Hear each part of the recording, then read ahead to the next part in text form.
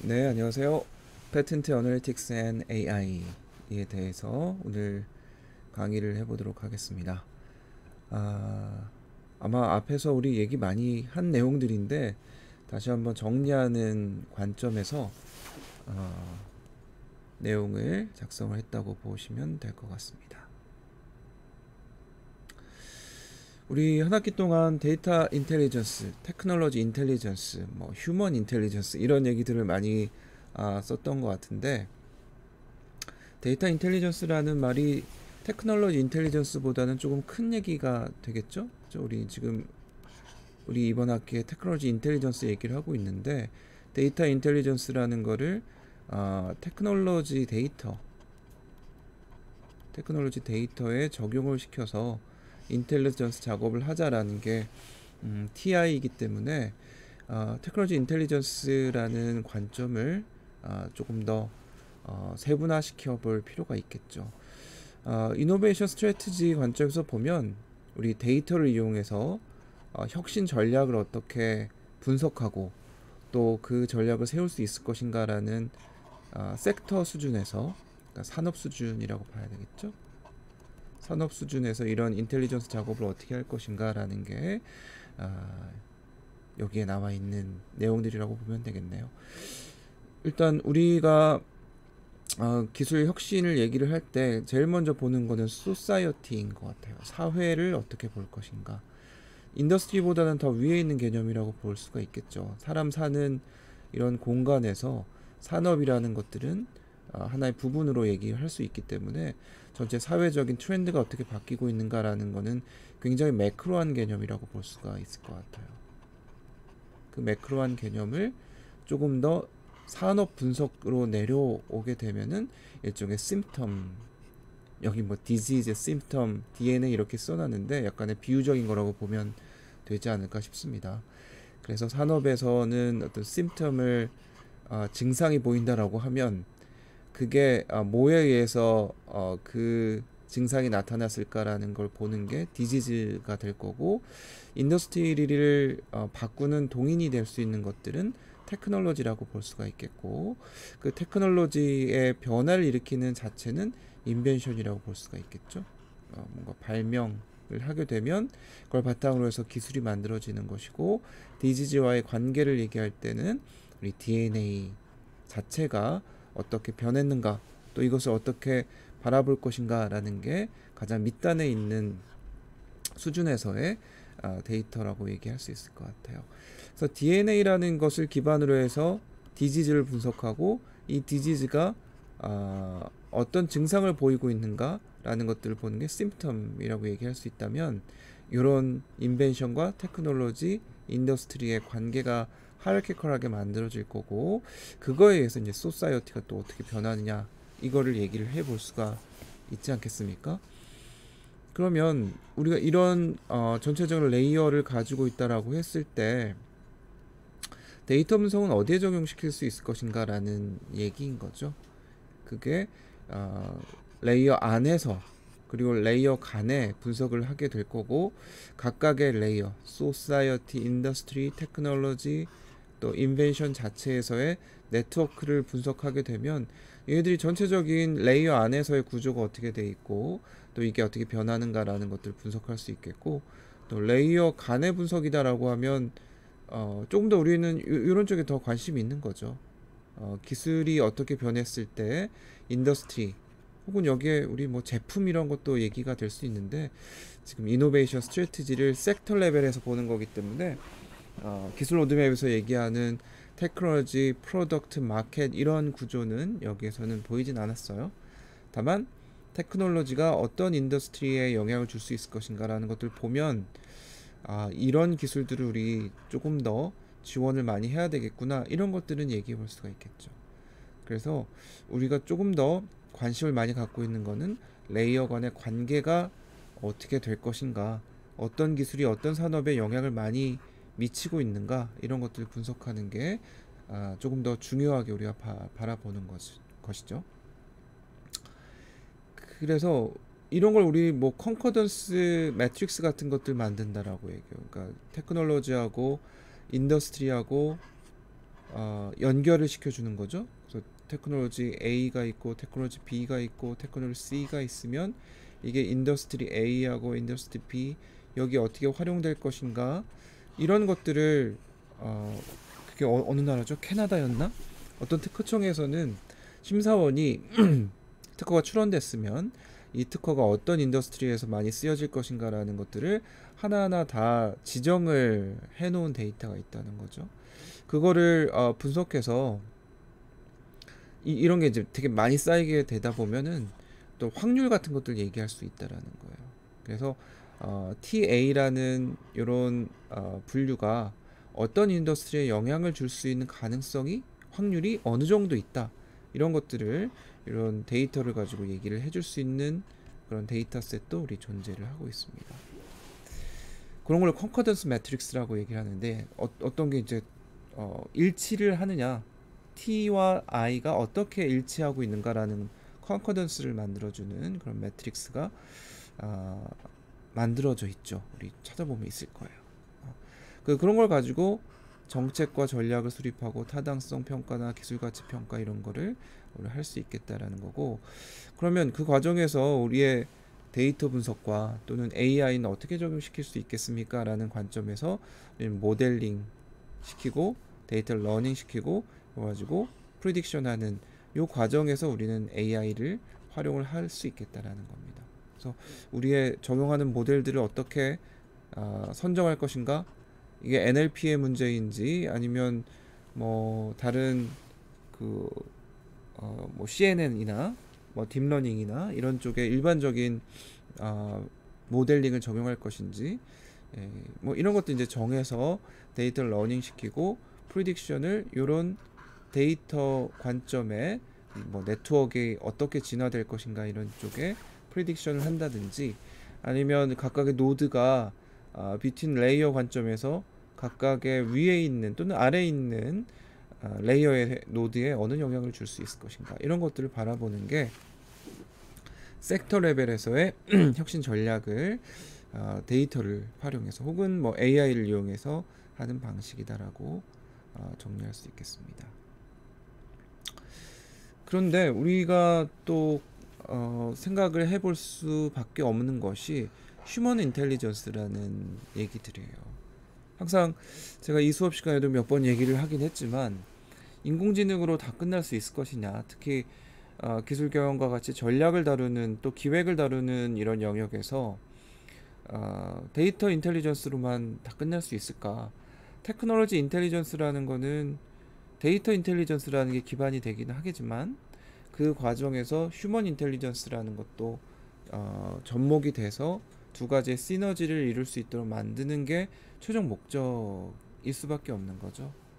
우리의 목적은 어쨌든 기술 예측 잘하는 게 우리의 목적이니까 어떻게 하면 잘할 수 있을 것인가 그 길만 찾으면 되는 거 아니겠어요?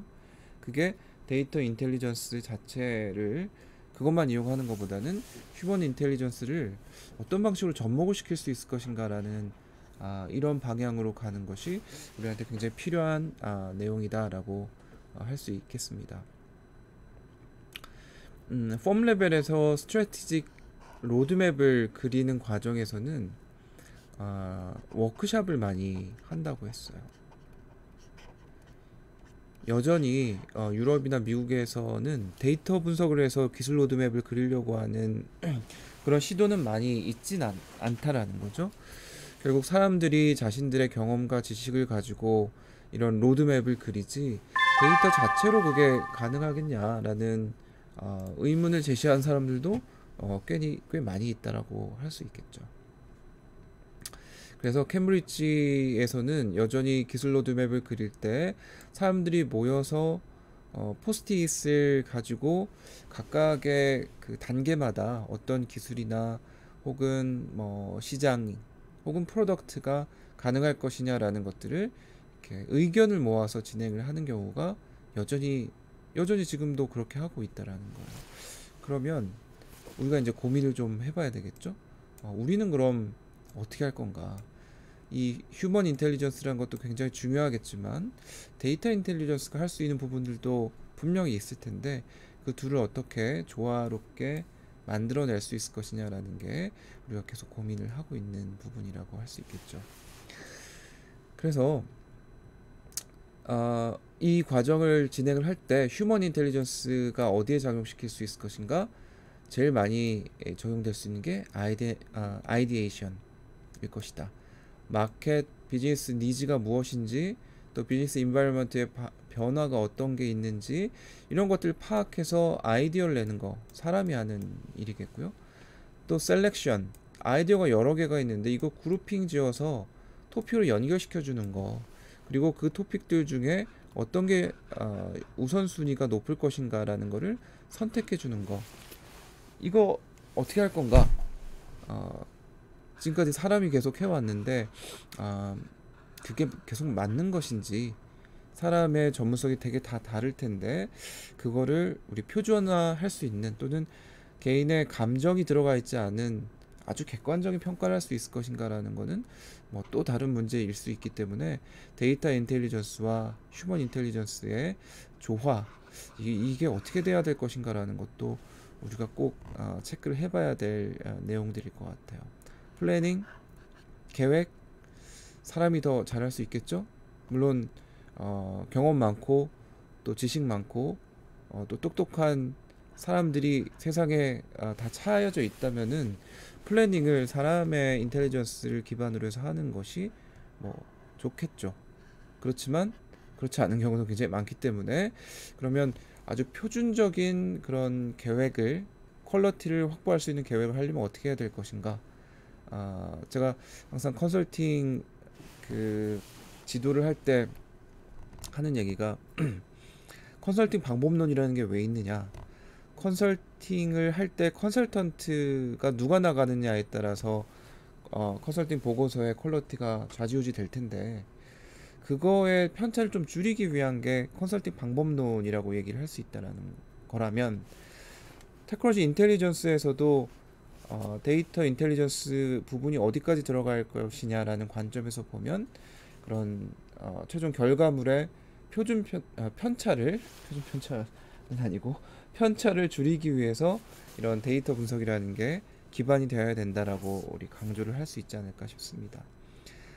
기술 획득하는 데 있어서의 플랜 정하는 거, 또 테크놀로지 솔루션 어떤 게 있을까라는 것들을 쭉 찾아가지고 정의 내리는 거, 이런 것들을 사람이 하는 일이라고 볼 수가 있을 텐데, 거기에서 아까 우리가 얘기한 것처럼 사람이 하는 일은 사람에 따라서 편차가 너무나 많기 때문에 그거를 줄이기 위한 노력도 반드시 해야 될 것이고, 그게 방법론에 의해서 지금까지는 제공이 됐다라고 한다면, 우리는 그 방법론 플러스 데이터를 분석해서 조금 더 안정적인 결과물을 줄 수 있지 않을까라는 생각이 듭니다. 그래서 우리 산업과학도로서 가야 할 방향을 제가 뭐 감히 얘기를 하자면, 이 두 가지가 같이 휴먼 인텔리전스와 데이터 인텔리전스라는 게 잘 접목이 돼서 디시전 메이킹 하는 사람한테 훨씬 더 참고할 만한, 그리고 또 가능한 적용 가능한 결과물을 주는 것이 우리의 목표이지 않을까라는 생각이 듭니다. IP 빅데이터하고 AI를 결합하고자 하는 노력들도 되게 많이 되고 있고, 특히 우리 쪽의 유수의 저널에서는 스페셜 이슈를 보면 어떤 트렌드를 가지고 있는가라는 것들을 알 수가 있는데, 사이언토메트릭스의 스페셜 이슈로 나와 있는 것들, 우리도 여기 하나를 냈죠. 우리 정유진 박사가 데이터 분석을 해서 기술 로드맵을 리스크 오리엔티드 돼 있는 TRM을 그려보자라는 것들로 여기에다가 논문을 퍼블리시를 했었는데, 그때 스페셜 이슈가 이런 거였어요. 사이언스 테크놀로지 시스템 매핑 포캐스팅, 이걸 위해서 머신러닝이나 AI 이걸 어떻게 적용시킬 수 있을 것인가 라는 스페셜 이슈가 떴었고, TFSC도 테크놀로지 포캐스팅 소셜 체인지에서도 이런 이노베이션을 위해서 이네이블러로서 AI를 어떻게 활용할 수 있을 것인가 라는 기존의 우리 연구하던 것들의 연장선상이라 봐야 되겠죠. 그래서 새로운 기술의 유망한 기술의 영역 이런 것들을 찾아가고 또 트렌드를 예측하고 이런 것들을 AI를 가지고 어떻게 할 것인가라는 어떤 주제들 이런 것들이 많이 나오고 있다고 볼 수가 있겠죠. 그래서 우리 쪽에서는 이런 AI를 어떻게 접목시킬 수 있을 것인가라는 고민들을 굉장히 많이 하고 있고, 그렇다면 이제 인공지능이라는 게 무엇인가라는 것을 다시 한번 리뷰를 해봅시다. 여러분들 너무나 잘 아는 얘기겠지만, 다시 한번 그 개념을 다시 리마인드를 해보면, 인공지능이라는 거는 이제 사스에서 정의를 내린 건데, 인공지능은 기계가 경험을 통해 학습하고 새로운 입력 내용에 따라서 기존 지식을 조정하며 사람과 같은 방식으로 과제를 수행할 수 있도록 지원하는 기술, 이렇게 얘기를 하고 있습니다. 아마 뭐 마음에 와 닿는 내용들이겠죠? 사람과 같은 방식으로, 인공지능이니까 지능은 지능이고 이거를 인공적으로 만든 거기 때문에 사람이 학습하는 거하고 거의 비슷하게 학습하는 거라고 볼 수가 있겠습니다. 그때 예전에 그 스타트업이라는 드라마를 제가 언제 봤죠? 한 1년 전에 본 기억이 나는데, 거기에 남자 주인공이 그 수지한테 인공지능에 대해서 설명하던 장면이 다시 기억이 나네요. 그 타잔 가지고 뭐 설명하는 이런 내용이었었는데, 타잔한테 그 여자 주인공, 수지는 아니고 그 타잔 드라마의 영화에 나오는 여자 주인공이 타잔한테 왔을 때, 타잔이라는 인물은 전혀 지식이 없고 학습이 안 된 상태니까 새로운 그 지식을 받아들이고 학습하는 이런 과정에 대해서 설명했던 기억이 나네요. 그래서 그때 기억으로는 타잔이 그 새로 나타난 여자 주인공한테 뭐 여자 주인공이 뭘 좋아하는지를 처음엔 모르니까 뭐 하나를 줘보고 아니다라고 하면 이건 아니구나, 이건 좋아한다라고 하면 이건 좋아하는구나, 이런 식으로 몇 개 데이터를 주고 타잔이 이 여자는 이런 걸 좋아하는구나라는 거를 뭐 학습을 했다, 뭐 이런 학습을 한다라는 방식으로 인공지능을 설명하던 기억이 나는데, 그런 거라고 다시 한번 리마인드를 해보겠습니다.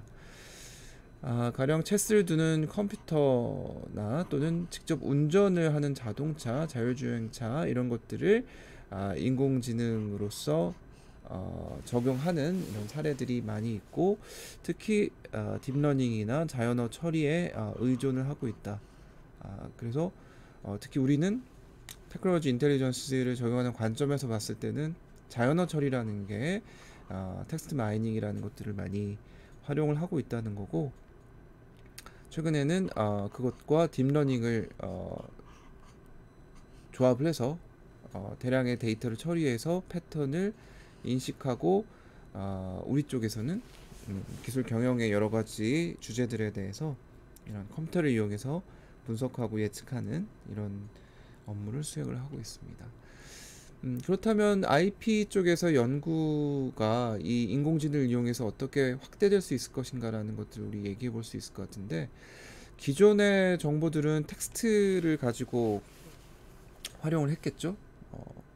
특허 텍스트나 또는 서지 정보 이런 것만 분석을 하다가, 최근에는 정보 기술 원천을 확대를 시켜서 특허 도면에 나와 있는 그림 같은 것들을 분석해 보면 특허 도면간 유사성 분석을 할 수 있겠고, 그게 특허 침해 가능성을 판단할 수 있는 좋은 자료로 이용이 될 수 있다라는 거고요.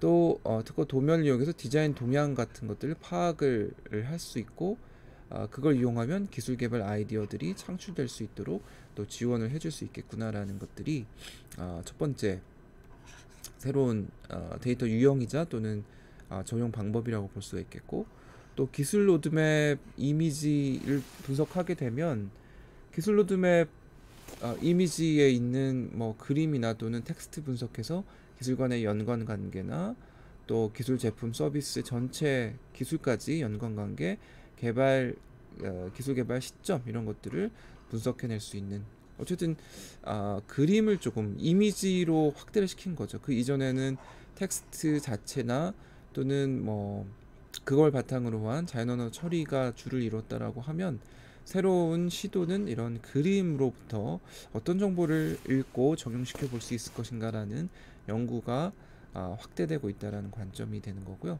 그런 것들이 인공지능을 가지고 특히나 그림에 대한 인식과 거기에서 정보를 뽑아내는 거기 때문에 인공지능이 거기에 적용이 되고 있다라는 거고, 또 기술정보 원천 자체뿐만 아니라 이걸 확대시켜서 유튜브 또는 뭐 링크드인 또는 요즘은 리서치 게이트라는 쪽 데이터를 또 활용을 하고 있는 것 같아요. 아마 박사과정들 같은 경우는 리서치 게이트라는 걸 잘 알고 있을 텐데, 거기에 보면 모든 뭐 거의 모든이라고 봐야 되겠죠.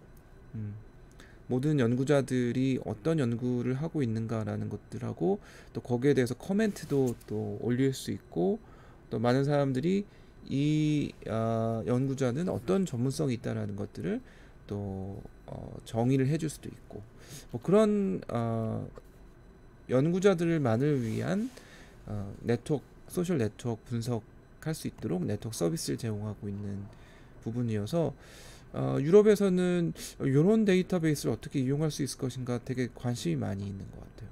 연구의 네트워크를 분석해서 그 트렌드 분석이나 또는 미래에 어떤 연구 분석을 할 수 있을 것인가, 연구를 할 수 있을 것인가라는 트렌드 분석들도 여기에서 제시가 되고 있는 거로 알고 있습니다.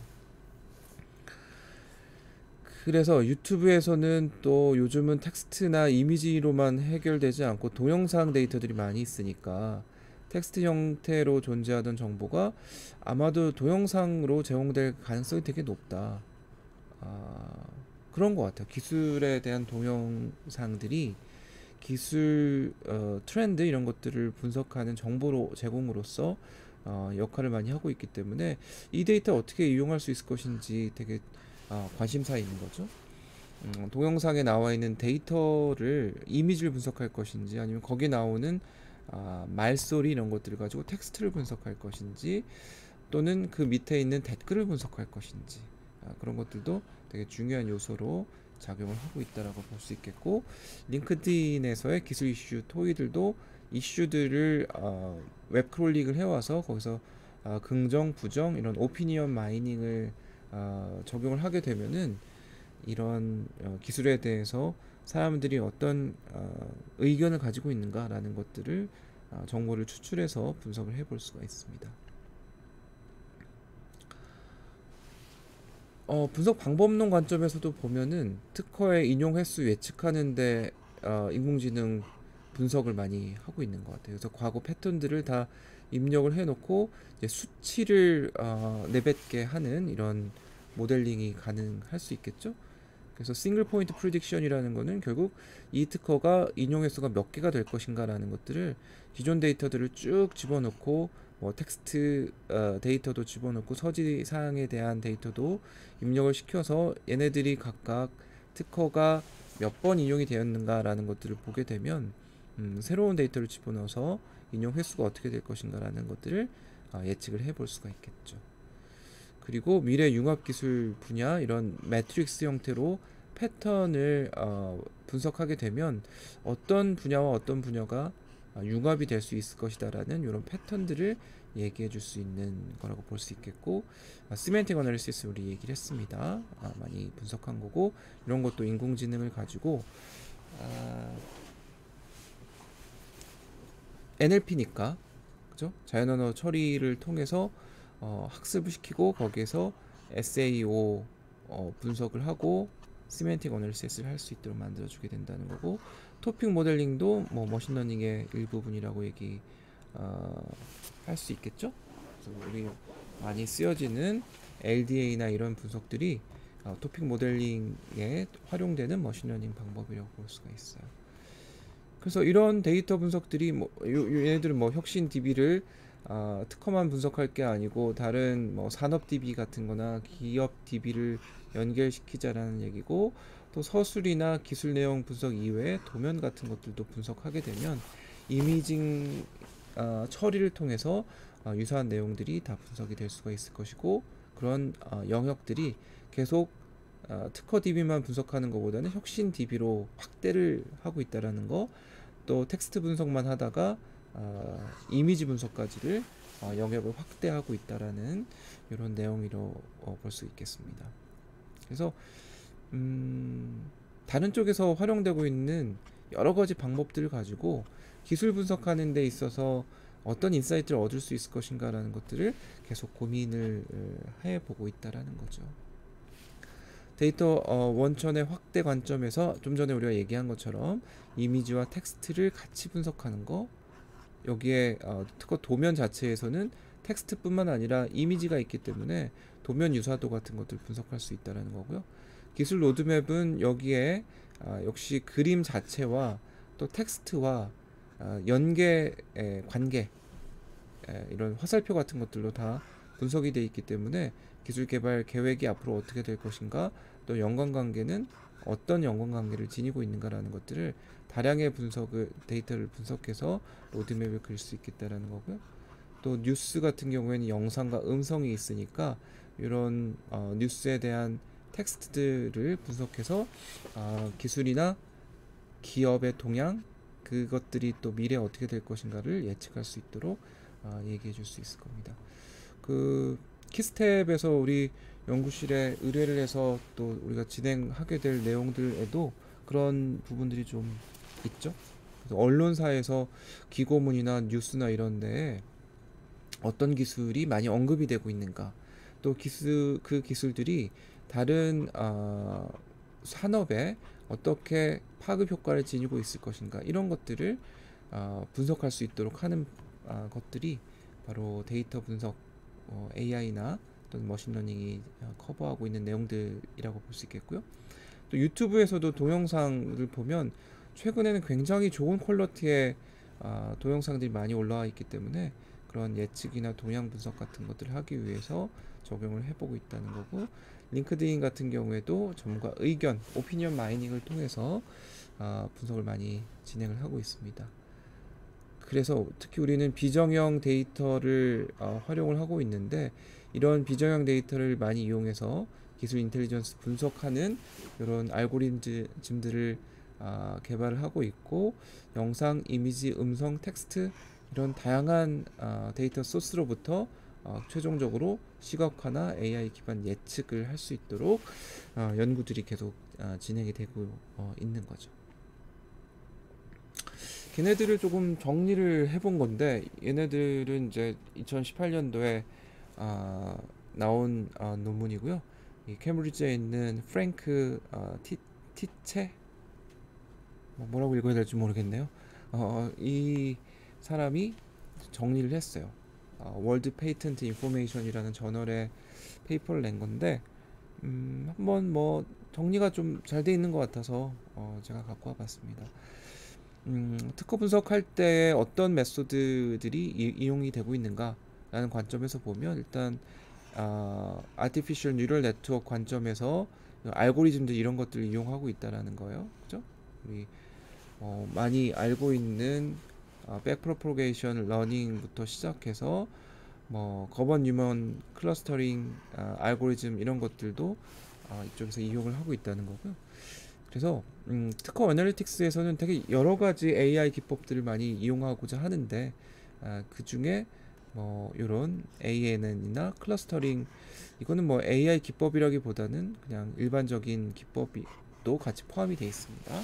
클러스터링 하는데 클러스터링 기본적인 방법론하고, 또 솜이라는 거는 클러스터링도 해주고 또 비주얼라이제이션도 해주는 머신러닝 방법이기 때문에 이런 셀프 오거나이징 맵을 여기 포함시켰고요.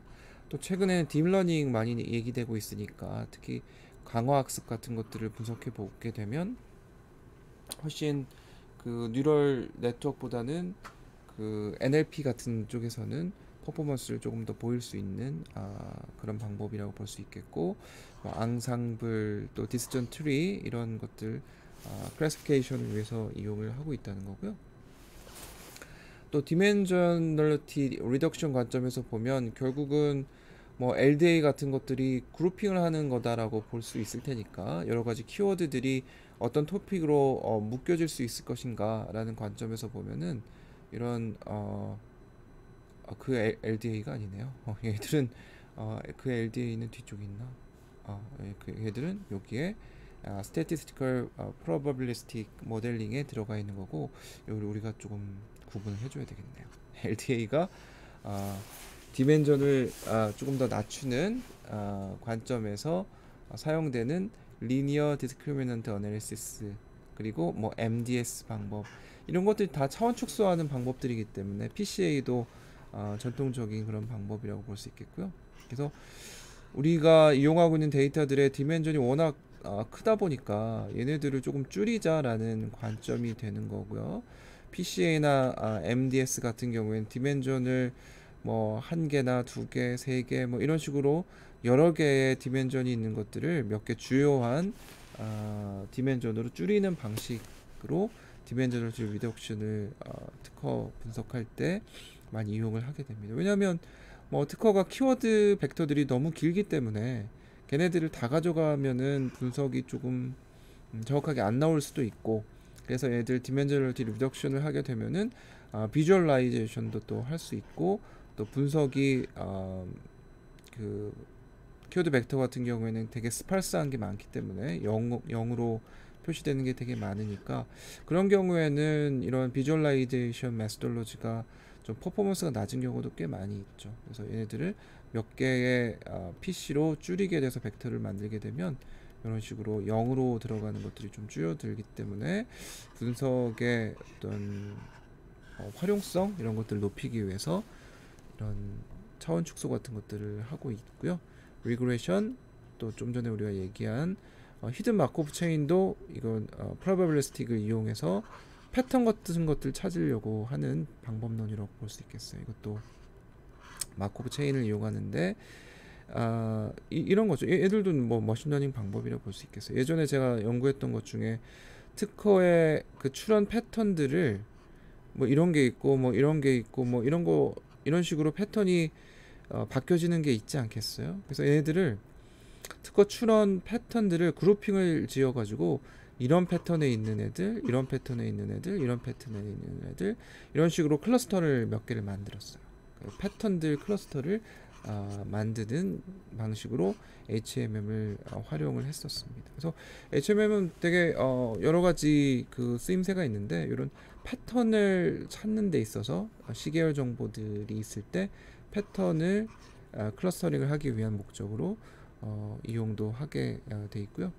그 다음에 서포트 벡터를 이용하는 것 중에 클래시피케이션 하는 그런 방식으로 그런 SVM 같은 것들이 많이 또 활용이 되고 있죠. 또 우리가 많이 이용하고 있는 텍스트 마이닝에는 NLP 같은 것들, 시멘틱을 이용해서 온톨로지를 만드는 것들, 다 텍스트 분석을 해서 거기에 있는 텍스트들의 그 키워드들 이런 것들을 뽑아내게 되면 거기에서 얘네들 키워드들이 어떤 관계에 있는지 이런 것들 분석해 줄 수 있을 테니까, 또 뭐 요즘은 임베딩 방법 같은 것들이 또 많이 나오고 있죠. 버트 같은 것들이 바로 여기에 임베딩 할 수 있는 그런 어프로치로 이용을 하고 있는 것 같습니다.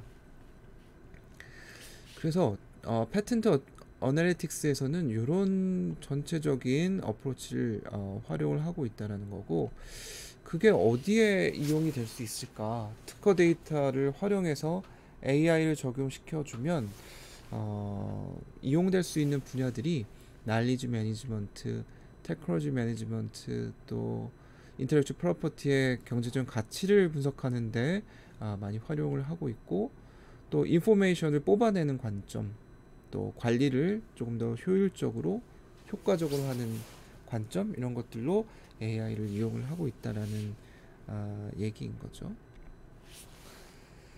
날리지 매니지먼트하고 테크놀로지 매니지먼트는 조금 다르죠. 여기선 뭐 비슷하게 쓰긴 했지만 테크놀로지에 관련된 지식을 어떻게 관리할 것인가 라는 거니까, 특히 여기는 다큐멘트 클래시피케이션 얘기를 하고 있는데 지식 자체를 얘기를 하고 있는 거예요.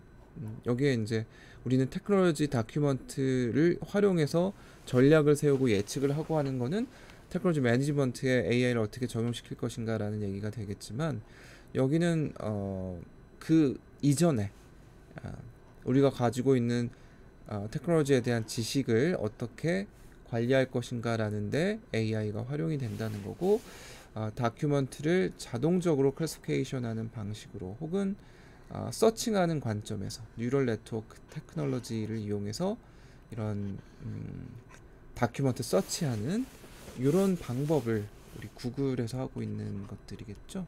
구글 패턴트 뭐 이런 것들도 있는데, 구글에서는 이런 다큐먼트를 서치하는 쪽이나 또는 클래시피케이션 하는데 강점을 지니고 있으니까 각 기업들이 특허 문서를 어떻게 하면 잘 관리할 수 있을 것인가 라는 관점에서 AI를 클래시피케이션 또는 서칭, 이 관점에서 이제 인베딩 메소돌로지가 활용이 되겠죠. 문서들을 인베딩을 시켜서 나의 서치 쿼리하고 매치가 잘 돼 있는 문서를 찾아주는 것이기 때문에 그런 관점에서 이 특허 다큐먼트를 찾아주는 또 클래시피케이션 하는데 AI를 활용을 하고 있겠죠. 그리고 특허 다큐먼트의 퀄리티를 평가하기 위해서 프로덕트 디벨롭먼트를 하려고 하는데 어떤 다큐먼트를 이용하면 좋을까, 이런 것들 찾아주는 거죠. 위에 있는 거하고 좀 관련이 있다라고 볼 수 있겠습니다. 그리고 테크놀로지들이 개발이 되게 되면 이제 특허를 출원을 할 텐데, 각각의 특허들의 퀄리티가 어느 정도 돼 있는가, 이거는 조금 테크놀로지 매니지먼트하고 걸쳐 있는 것 같아요. 특허의 퀄리티를 분석해주고 이거를 계속 우리가 유지할지 말 것인지, 이런 거는 테크놀로지 매니지먼트하고 좀 더 관련이 있는 건데 여기에도 포함이 돼 있네요.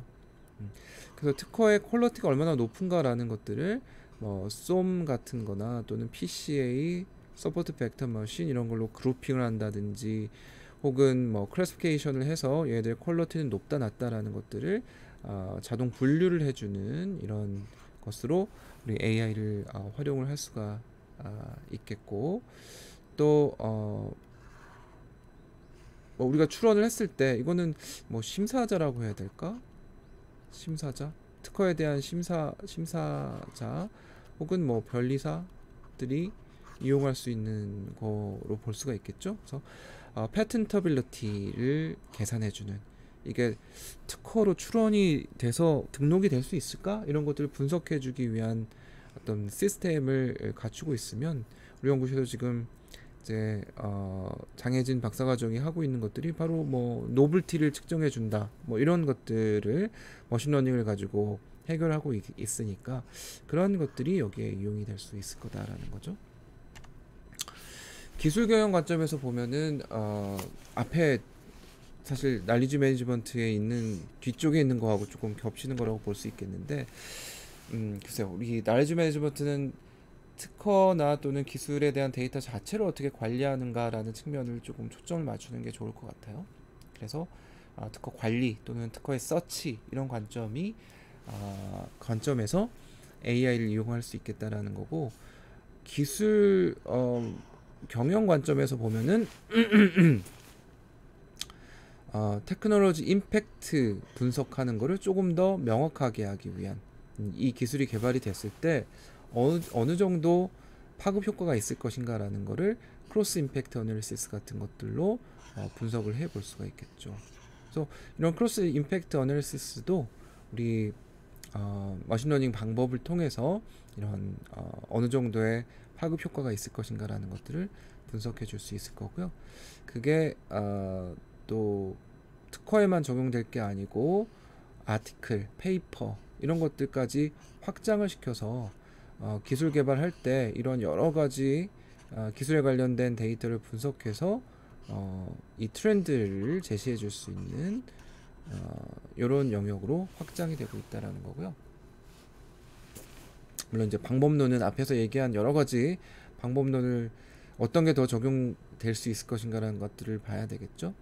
또 클래시피케이션 하는 관점에서 LDA 같은 것들을 보게 되면 이 특허들을 현재 이 산업에서는 어떤 특허들을 출원하고 있는가라는 것들을 주제를 묶어서 얘기해 줄 수 있으니까 LDA 같은 이런 방법도 활용할 수 있고, SVM 같은 것도 이제 적용이 될 수가 있겠죠. 그래서 이머징한 테크놀로지 포캐스팅 모델, 요거를 이제 만드는 게 테크놀로지 매니지먼트의 영역에서 AI를 어떻게 잘 이용할 수 있을 것인가라는 주제가 될 수 있을 것 같습니다. 그래서 TI에는 뭐 여러 가지가 있지만 제일 중요한 게 기술 기회를 찾아주는 일들이기 때문에 그런 기술 기회를 찾아주는 것들이 이런 AI 방법들에 의해서 커버가 될 수 있다는 거고요. 그 다음에 또 중요한 주제가 IP의 경제적 가치를 추정해주는 부분들인 거죠. 분석하는 거는 파이낸셜 분석도 좀 해줘야 될 거예요. 이건 테크니컬한 데이터만 이용할 게 아니라 재무적인 데이터 같은 것들을 연결시켜서 어떤 기업이 어떤 특허를 출원을 해서 등록을 받았을 때 그것이 기업의 퍼포먼스하고 어떤 영향을 주고받고 하는가라는 것들을 봐야 되기 때문에 코퍼레이트 퍼포먼스를 프리딕션하는 관점에서 SVR 같은 것들 이런 것들을 이용하게 되면 우리 특정 IP가 어느 정도의 경제적 가치를 지니고 있는가라는 것들을 얘기해 줄 수 있겠죠. 그러니까 IP 데이터하고 파이낸셜 데이터 이런 것들을 연결시켜 줘야 경제적 가치가 나올 수 있다는 거예요. 물론 우리는 특허 자체의 가치를 이용해서 특허 데이터를 이용하면 이런 경제적 가치도 볼 수 있을 것이다 라고 생각을 한 거죠. 그래서 과거에는 특허 인용 분석이나 또는 특허의 메인테넌스 피를 얼마나 지출했는가라는 것들을 분석해 보면 특정 특허의 경제적 가치를 알 수 있을 것이다 라고 간접적으로 분석하는 것들이 있었는데 이런 데이터가 파이낸셜 데이터가 많다라고 하면 학습을 시켜서 대량의 데이터를 가지고 어떤 연계 분석 같은 것들도 진행을 해보고 경제적 가치를 평가해 보는 것도 좋을 것 같습니다. 그래서 이런 패턴트 사이테이션의 이런 기업의 사이즈나 프로피터빌리티 또 인플로이의 프로덕티빌리티 이런 거에 어느 정도 영향을 주고 있는가라는 것도 일종의 경제적 가치하고 관련이 돼 있는 것들이니까 인디케이터가 그것과 연결돼 있으니까 분석해 볼 수 있다는 거고, 특히 우리는 밸류에이션 모델을 만드는 거에 관심이 많다. 그래서 뉴럴 네트워크를 이용해서 특정 특허가 어느 정도의 가치를 지니고 있는가를 보여주는, 그래서 특허의 금액적 가치를 보여준다든지 또는 특허를 인프린지먼트 했을 때, 특허 저촉을 시켰을 때 어느 정도 데미지가 있을 것인가라는 것들을 사전에 분석을 해볼 수 있다는 거죠. 그래서 이런 것들을 뉴럴 네트워크로 만들어줄 수 있으면 진짜 대박 아니겠어요? 어떤 특허가 만들어졌을 때 이 특허가 얼마짜리고 또 소송이 걸렸을 때 어느 정도의 리스크가 있는가라는 것들을 분석해 줄 수 있으면 아주 재밌는 결과물들을 얘기해 줄 수 있겠고, 그런 것들을 일종의 그 기술 가치 평가하는 단체에서는 만들어 보려고 노력을 많이 하고 있는 것 같아요. 제가 수업 시간에 몇 번 얘기했지만 기술 보증기금, 기보라고 하는 것이죠. 이 기보라는 곳에서 이런 뉴럴 네트워크를 이용해서 밸류에이션을 어떻게 모델을 만들 수 있을 것인가 이미 자기네들 개발해가지고 이용을 하고 있어요. 물론 그 개발한 그 개발자들이 경영대학에 소속되어 있는 사람들이어서 깊이는 좀 떨어지지만 어쨌든 시도는 하고 있다는 거죠. 그 시도를 하는 과정에서 뒤에서 얘기할 전문가들의 의견을 거기에 어떻게 담을 것인가, 데이터 자체만 분석할 것이 아니고 휴먼 인텔리전스를 거기에 어떻게 담을 것인가라는 것도 기보에서는 고민을 하고 있다라는 얘기들을 드렸습니다. 그래서 경제적 가치도 우리 머신러닝 이용해서 한번 커버를 해보자라는 거고요. 그리고 또 중요한 주제들, AI를 패턴트 데이터에 어떻게 적용시킬 것인가라는 관점에서 보면 인포메이션 익스트랙션이 되게 중요한 부분인 것 같아요. 특히 특허 이미지에서 분석해가지고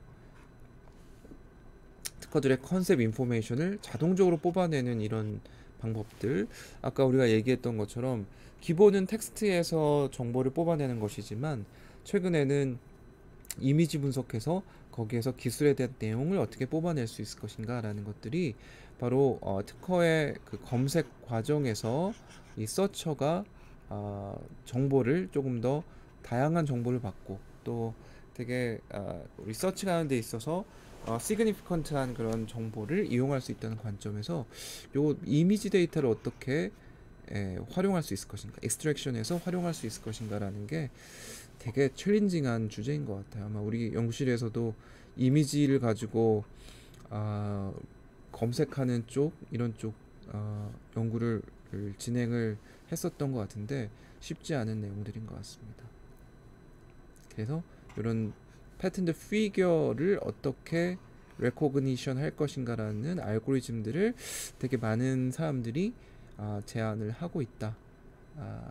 그리고 패턴트 클래시피케이션 알고리즘을 만드는 데 있어서 인터랙션 하는 액티브 러닝이라는 게 결국 능동적 학습이니까 사람이 중간중간에 이 결과물을 보고 정보를 주고 하면서 되게 인터랙티브하게 클래시피케이션 할 수 있는 알고리즘 이런 것들도 제안을 하고 있는 것 같아요. 그래서 앞으로의 방향은 이런 액티브 러닝이라는 걸 어떻게 사람의 인텔리전스하고 또 머신의 인텔리전스 이거를 잘 조합을 시킬 수 있을 것인가라는 게 되게 중요한 요소들이라고 볼 수가 있겠습니다. 그래서 여기서는 이런 패턴트 다큐먼트 서칭을 하는 거 또는 키워드를 익스트랙션 하는 거 또는 어떤 키워드가 중요한 키워드냐라는 이런 것들을 결정해 주는 거, 이런 것들을 어떻게 할 수 있을 것인가 라는 게 우리 특허 데이터를 가지고 AI를 적용시키는 핵심적인 내용들이라고 볼 수가 있겠죠. 그래서 크게 4가지 정도의 특허 데이터 대상으로 AI를 적용시킬 수 있을 것인가 라는 영역들이 나오게 되는 것 같습니다.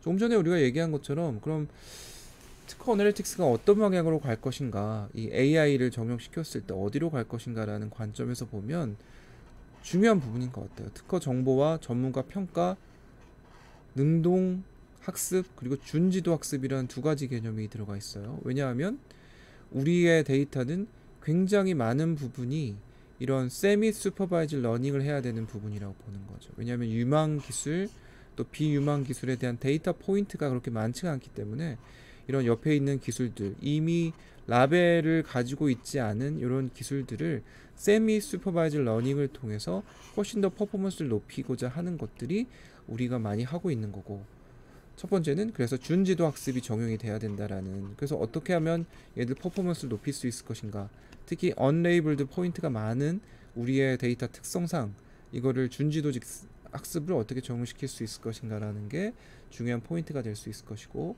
2번째는 액티브 러닝이라는 게 꼭 들어가줘야 되겠다. 꼭은 아니겠지만 왜냐하면 여전히 이 영역은 전문가들의 지식이 굉장히 중요한 부분이기 때문에 이 머신으로 하기가 어려운 부분들은 사람이 투입이 돼서 거기에 대해서 레이블을 주고 그걸 가지고 다시 한번 머신러닝을 줄 수 있도록, 그래서 언레이블드 데이터는 거기서 이제 뽑혀져 나오게 되면 사람이 여기에 레이블드 되어 있지 않은 것들을 조금 더 데이터를 조금 더 줌으로써 이 세미 슈퍼바이즈 러닝의 퍼포먼스를 높일 수 있지 않을까라는 게 우리가 조금 더 연구를 하면서 보충을 해야 되는 부분이라고 볼 수가 있겠습니다. 그리고 또 텍스트에 우리 머물고 있는데 이미지 데이터를 어떻게 분석해 볼 수 있을까? 그래서 특허 문서에 있는 이미지들이 되게 도면 데이터들이 많이 있는데 거기에서 정보를 뽑아내는 것, 단지 이미지 분석뿐만 아니라 그거는 텍스트 내용하고 조금 연관을 지으면서 이미지에 있는 뽑혀져 나온 데이터를 다시 리파인하는 과정이 꼭 필요할 것 같긴 한데, 어쨌거나 특허에 있는 이미지를 뽑아내서 거기에서 정보를 추출하고 그걸 바탕으로 해서 진화 분석할 수 있도록 하는 이런 시도들을 이제 우리가 해야 되는 거 아닌가라는 생각이 듭니다. 물론 어려울 것 같아요. 그냥 도면 데이터 자체만 분석해서는 안 되는 문제들이 있을 수 있을 것 같고, 여기서 텍스트라는 것하고 어떻게 연계를 지어줄 수 있을 것인가, 조금 더 기본은 텍스트 분석이라고 하되 이미지에서 추가될 수 있는 그런 정보들을 어떻게 융합을 시켜서 조금 더 특허 문서에 대한 이해도를 높일 수 있을 것인가라는 게 우리의 챌린지가 아닐까라는 생각이 들고요.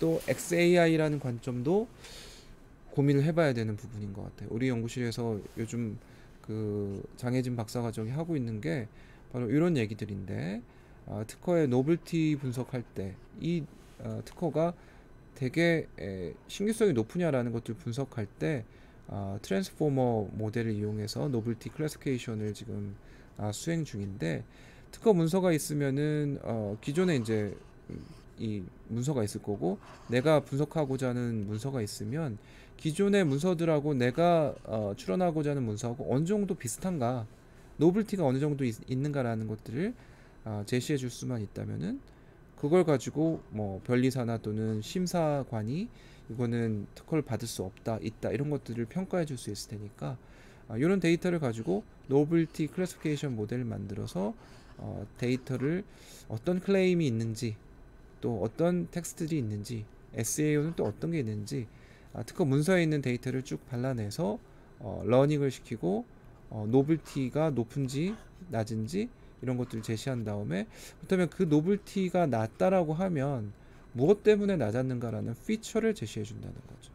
그게 XI의 목표 아니겠어요? 그러니까 우리가 이제 해야 되는 거는, 테크놀로지 인텔리전스에 관련된 거는 의사결정하고 관련이 많이 있기 때문에 그 결과가 무엇 때문에 나와 있는가라는 인과관계를 얘기해 줄 필요가 되게 많은 부분들이라는 거죠. 그래서 결과만 내줄 게 아니고, 우리는 의사결정해야 되는 사람들이기 때문에 왜 그게 그렇게 나왔는가라는 것들을 제시해 줄 수 있도록 이런 레벨과 또 그 이유 이런 것들을 익스플레이네이션 할 수 있도록 방법론들을 만들어야 되겠다. 그래서 지금까지는 그냥 우리가 예측하고 또 추정하고 거기에서 끝났다라고 하면, 이거는 제가 첫 시간에도 얘기했지만 테크놀로지 인텔리전스라는 거는 디시전 메이커의 디시전 메이킹 프로세스를 지원을 해주는 과정이다라고 얘기를 했고, 그렇다면 그 지원하는 과정에서 어떤 피처들이 그런 결과를 낳게 했는가라는 것들을 꼭 설명해 줄 필요가 있는 경우가 많다. 그래서 우리는 XI를 우리 쪽의 영역에 많이 활용을 해야 되는 요소들이라고 볼 수가 있겠습니다. 그래서 많이 활용을 하고 있는데 어려운 점들이 굉장히 많이 있죠. 우리 빅데이터를 또 AI를 특허 데이터에 적용을 시키는 과정에서 일어날 수 있는 굉장히 어려운 점들이 많이 있을 거고, 그 과정에서 뭐 일단 자연어 처리이기 때문에 이 기술 정보로 되어 있는 것들이 자연어 처리하는 데 있어서 일반 그 NLP 메소돌로지 하고는 조금 다른 영역들이 있기 때문에 그런 것들을 우리가 조금 더 해결해야 되는 문제들이 존재할 수 있겠고요. 그래서 데이터 확보가 우리한테는 굉장히 필요하다. 물론 특허라는 아주 좋은 데이터들이 있지만 거기에서 조금 더 많은 분석을 하기 위해서는 기업에 대한 데이터 또는 산업에 대한 데이터들이 정말 좋은 데이터들이 많이 있으면 조금 더 우리의 인텔리전스 작업을 퀄리티를 높일 수 있는 그런 결과물들을 낼 수 있다라는 방향이 되겠고요. 또 실시간 갱신이 가능한 데이터 확보가 필요하다. 기업 거래 명세서 데이터들 이런 것들이 뭐 위에 있는 내용들하고 좀 비슷한 부분이어서 이런 어려운 점이 있다라는 거죠. 이런 실시간으로 기업 데이터들을 확보하기가 좀 어려운 부분들이 있다. 특허 데이터 같은 경우에는 계속 공개가 되기 때문에 뭐 실시간은 아니더라도 하루 이틀 정도 데이터를 계속적으로 수집을 할 수 있는 반면에, 기업에 대한 데이터는 굉장히 텀이 조금 필요하기 때문에 조금 더 하이 레벨 분석하기 위해서는 이런 데이터들을 어떻게 실시간으로 확보할 수 있을까라는 이슈가 있을 수 있다는 거고요.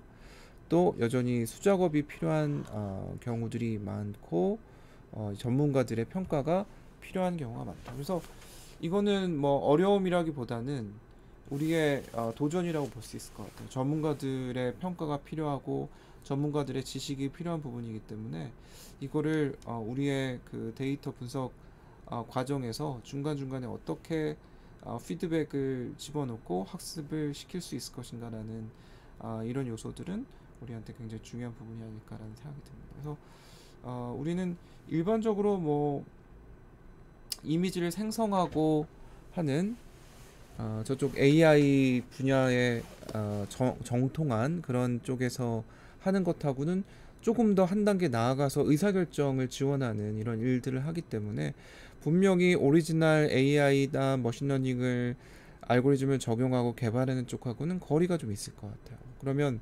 의사결정이라는 팩터를 어떤 방식으로 적용해서 AI를 변형하고 또 거기에서 우리의 어프로치를 적용할 수 있을 것인가라는 것들이 우리의 방법론을 만들고 분석하는 데 있어서의 중요한 요소들이 아닐까라는 생각이 듭니다.